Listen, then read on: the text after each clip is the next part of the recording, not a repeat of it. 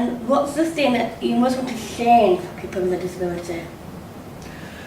Well, I think there's lots of things we are doing and that we want to do. I think the biggest thing I want to change is society's attitude towards people with learning disability, and I know I'm only one part of that.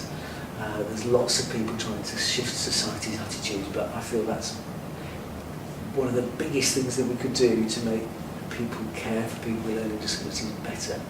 But then there are some very specific things we're doing in the learning disability programme. So one of the biggest pieces of work we're trying to do is to try and change the way we care for people with learning disability when their behaviours become challenging to other people.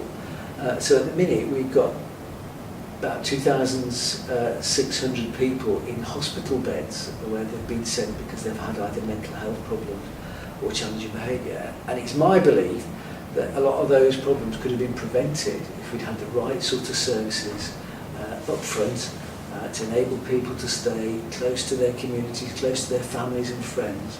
And so we're really trying to create a big shift in the way that we deal with those problems and prevent those problems.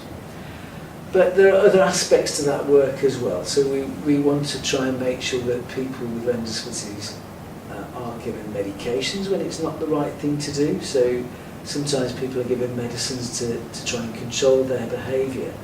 And we're not always sure that's the right thing to do. So we want doctors and nurses who prescribe to sort of look at that and think about how better to reduce the need to resort to medication when people's behaviour is difficult. You know, I've got a very, very long list of things we're doing. The other sort of really big important one, I think, is the National Mortality Review function. It's called LEADER, and it's been run by Bristol University.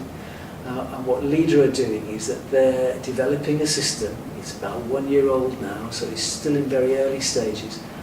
They're developing a system whereby anybody that dies who has a learning disability has all of their care and treatment looked at for us to see if there's anything we need to learn to maybe improve the care of people with learning disabilities, to perhaps help people with learning disabilities live as long and as a fulfilled life as